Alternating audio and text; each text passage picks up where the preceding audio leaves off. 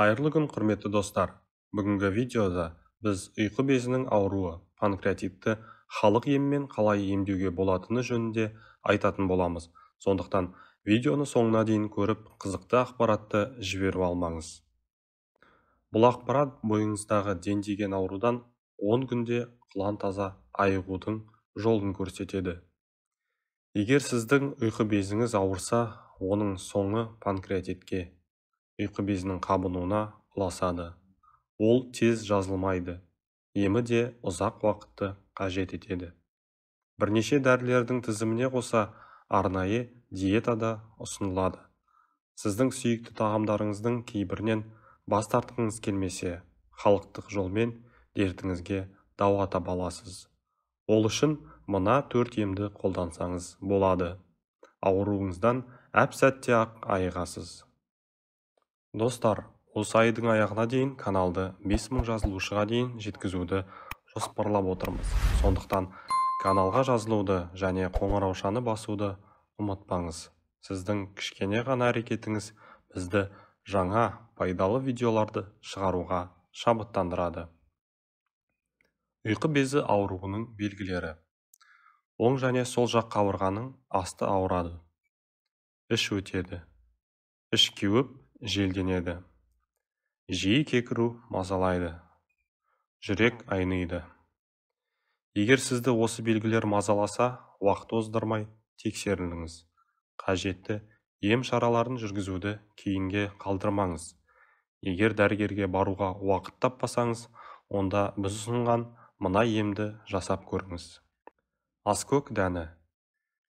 Емдік тұнбаны дайындау үшін 1 шай қасық аскөк дәнін 200 мл қайнаған суға саласыз. Ыдыстың қақпағын мықтап жауып, тұндырып қойыңыз. Шамамен 1 сағаттан соң дайын болған тұнбаны сүзіп алып, бір жұтымнан күні бойы ішесіз. Сұлы ботқасы. Әжелеріміз ұйқы безін сұлының көмегімен емдегенін біріңіз біліп, біріңіз білмейтін боларсыз. Сұлының қайсы түрі болса да, ұйқы безіне шипа болатын қасиетке ие екендігі дәлелденген. Ем үшін 1 литр суды отқа қоясыз. Қайнап шыққан соң жарты кесе сұлы ұнтағын салыңыз. Баяу отта 10-15 минуттай қайнау керек. Белгіленген уақыттан соң отын өшіріп, ыдыстың қақпағын жауып қоясыз. Дайын болған ботқаны таңғы асқа жейсіз. Емді күніне таңертең 1 апта бойы үзбей жүргізесіз. Ескеріңіз, ботқаға май да, тұз да, қант та қосуға мүлдем болмайды.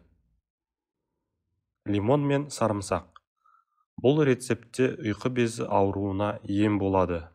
Оны дайындау үшін 2-3 дана лимон, 3 бас сарымсақ, 100 грамм ақ желкен керек. Панкреатиттен біржола құтылғыңыз келсе, осы емдік қоспаны әзірлеңіз. Алдымен қажетті заттардың бәрін тазалап жуып, блендермен ұсақтайсыз. Біркелкі езілген қоспаны шыны ыдысқа салып, тоңазытқышқа қойыңыз. Дайын болған қоспаны тамақтанудан 15 минут бұрын қабылдайсыз. Емді 3 ай жалғастырасыз. Сосын 2 ай үзіліс жасап, саулығыңызға қарай емді жалғастырасыз. Қарақұмық. Ұйқы безі ауруына қарсы тұратын қарақұмық екенін білесіз бе? Бойыңызды билеген аурудан 10 күнде құлан таза айығасыз. Ол үшін 10 күн бойы айранға бұқтырылған қарақұмық жеуге әдеттеніңіз. Ботқаны дайындау үшін 1 стақан қарақұмық жармасына 0,5 литр айран құясыз.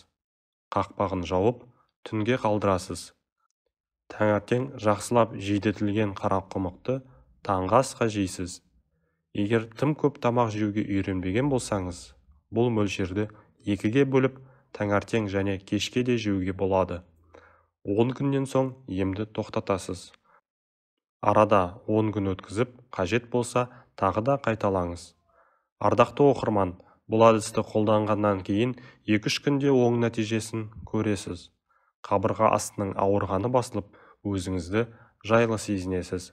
Сонымен қатар, үлкен дәретке де қалыпты барып жүргеніңізді байқайсыз. Әрі теріңіз тегістеліп, бетіңіз тазарады.